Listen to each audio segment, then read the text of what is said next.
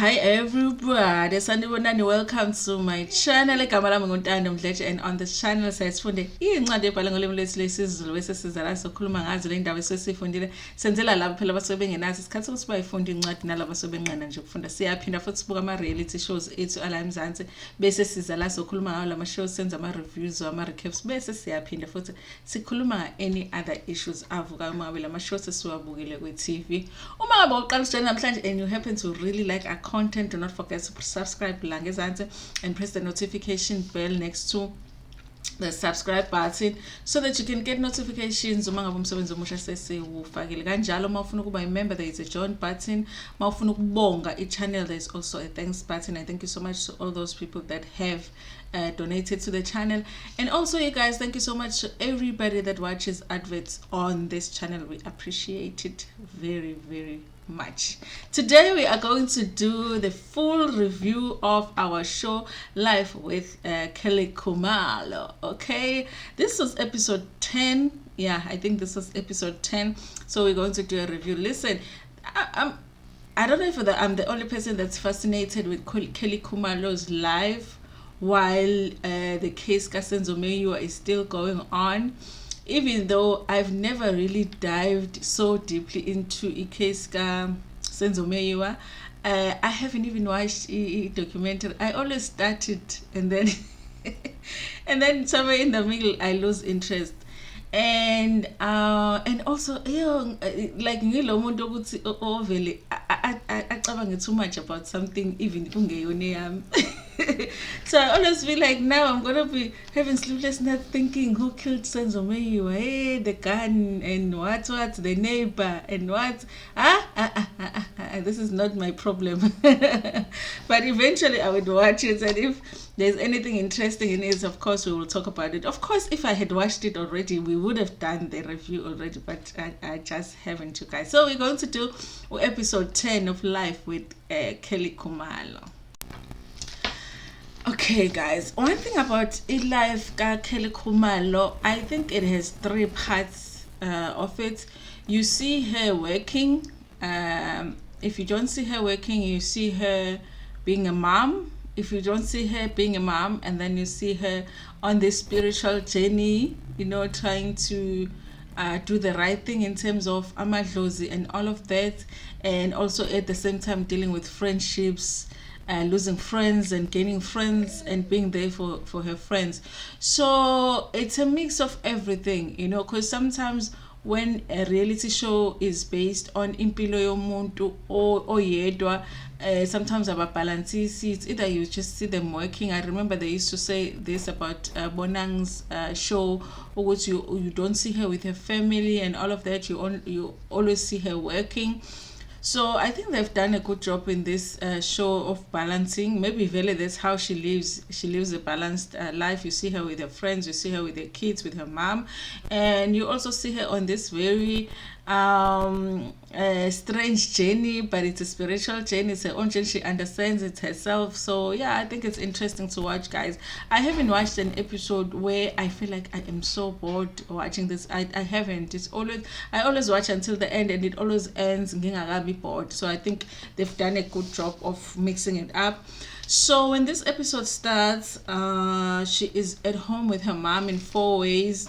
I don't even know, you guys, if it's safe for them to even say where Kelly Khumalo lives. The way people are so crazy, and the way and also the way that people take it so personal. In Daba Senzo, I don't even know if it's safe for her to say she lives in 4 ways. But I think it's a gated community, and she does have security, so maybe she feels like nothing would happen that will be like put her life and her children's life in danger. But I just feel like anything right now, because there's crazy people out there. So it's the morning, but she's already drunk. Apparently she was drunk the night before they had gone out. They do show clips where her and her friend Wanda and some was Kutatso, they were having some fun drinking and everything. So I guess in the morning she woke up with babalas. So instead of water, keep babalas or pindo fire or something. So her mom in the morning is bringing her breakfast because she's sitting outside, and she finds her already drunk, But I thought it was sweet of her mom. I don't know what was on that plate. I thought it looked like it was wings and some scones, I think, and it looked like nice breakfast by mom. Any food that is touched by your mom. My mother cooks very simple. She doesn't put avocado powder or spices or whatever. She's got this soap or mama wangasekhaya ne. So my mom would cook. My pickle curry would just put whatever the meat and put little soap or lelo or namazambane maybe. The way that curry is so nice, but whenever I with those things, it's not as nice. There's something about the food that your mom cooks. It will be so nice even when she cooks beef exactly the same, like beef afaka mazambane afaka that soap. That's it. But akumnandi kanjena ukudla thina siyafrya ufaka ama spices still dololo ubumnandi. Yeah, but I think it's very nice for her that uhlala noma wakhe, guys. I think she, like I've said before, she's very lucky that she has somebody helping her with her kids. So yeah. And also, I think with everything going on, it's good that they have one another in the family to support each other. And yeah, so they have a conversation. She is singing. Her mom just thinks it's all funny. She does say that she doesn't really support into Kelly aphuze alcohol, but at the end of the day, she is an adult, and also like as long as she's happy. So what can she do? So it's just a funny scene. Kelly breaks a glass because she's standing up, she's drunk. I don't know where she was trying to go, and then she ends up sitting down and they're having this conversation because she says even though she might be drunk, but she's still a functioning she is a functioning drunkard. Drunkard. She's a functioning drunk person. Okay. So they have this conversation because her mom was not okay recently, and apparently her mom said she had a dream. She was dreaming of her mom. From all accounts, guys, I think her mom didn't have a very nice childhood, and I think her childhood was very difficult. I think her mom was not the best of moms, according to what she has said, and they had a challenging relationship with her mom. And so every time she talks about her childhood, she talks about her family, her mom and everything, she's always emotional. This is Umaga Kelly. So that will be Kelly's grandmother. So she dreamt about her. She was saying she has forgiven her, so she must also forgive Umaga Kelly. And when she tells the story, she tells the story of how her mom wasn't a really good mom to her. But when her mom was sick before she passed, she was the one that took care of her. And then one day the family came and bamthatha, and then to take care of her and azugupig, I guess. And then when she passed, they didn't come back to tell Umagakeli ukuthi her mom had passed. So her mom was buried without her knowing ukuthi Umagake had passed. I think that's the most painful thing, because I mean, one thing you need, even if a parent hasn't been a good parent, is to have an option to go and bury them, whatever that means for you, And I think she didn't get that, and I think she's not over it, honestly. So yeah, so that was the dream, I guess, and she said she woke up crying. And so I guess Kelly is just trying to make her mom feel better, because she ends up saying, you know what, mom, I know your mom was not a good mom to you, even though she was such a great grandmother to me. So on her behalf, honestly, I apologize on her behalf. I think it's about time that you forgive her, so that now you can also be free. Also, she's talking about how it's like ugogo wakhe wayesesithenjini, not by choice. It's like another wife was taken by their grandfather without approval or knowledge by her grandfather. And then she talks about her mom, which also uma wakhe also the man had another wife who was married, and she only found out later on in the life. She didn't know. Kelly Khumalo didn't know who Senzo was married. and found out when she was 3 months pregnant. Did she say 3 months? Yeah, she found out when she was 3 months pregnant. Utu Senzo is married and by the wife. And that's why I was Wamsha. I remember that whole story when Kelly Khumalo Eshaya Senzo. So I think so. It's almost like she was just saying today is that family generational curse in the family, and somehow they have to find a way to break it. And I think she was saying that forgiveness is one of those things that they have to do in order, to break that curse in their family. So there was that scene. I think it was a great conversation between a mom and a daughter, even though the daughter was drunk. I don't know if she's going to remember that conversation, but like she said she's a functioning drinker.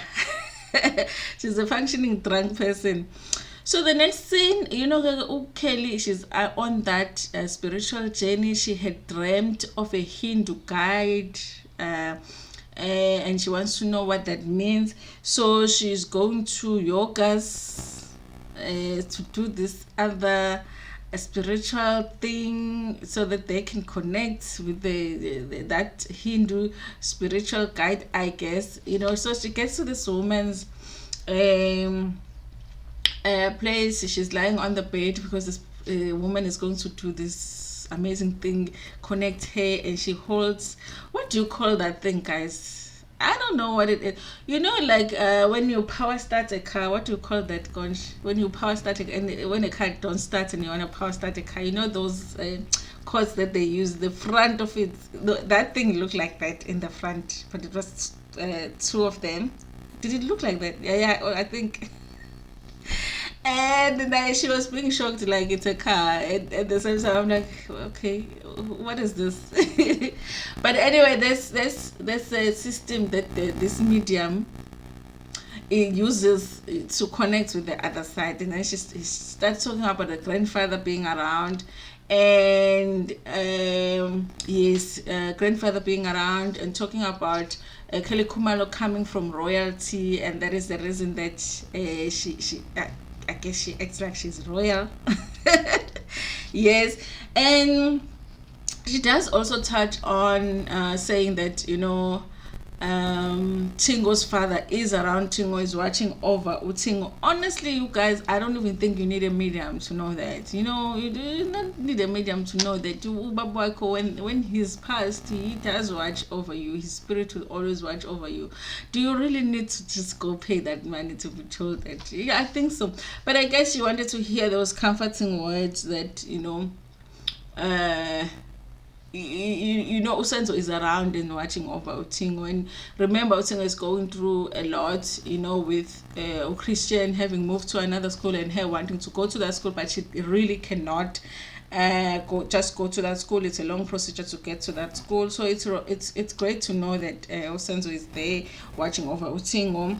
And apparently Kelly has tried to train as a sangoma. I was wondering how come we're getting everybody to become a sangoma, but Kelly is not a sangoma. How come apparently she has tried 4 times. Did she say 4 times to become a sangoma, and it just didn't end very well. And she's always felt guilty about it, feeling like maybe her ancestors are going to feel like she doesn't listen to them, she doesn't want to save them. So but that spiritual guide was more like, the ancestors are there to protect you, to guide you, and give you your blessings and all of that. But it doesn't necessarily mean that you can't live your life freely. They will support whatever it is that you support.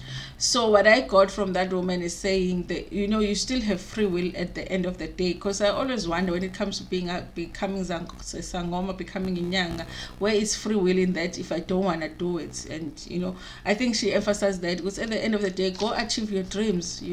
Go after your dreams. Go be successful. They will support that, because at the end of the day, you do have free will. So I like hearing that.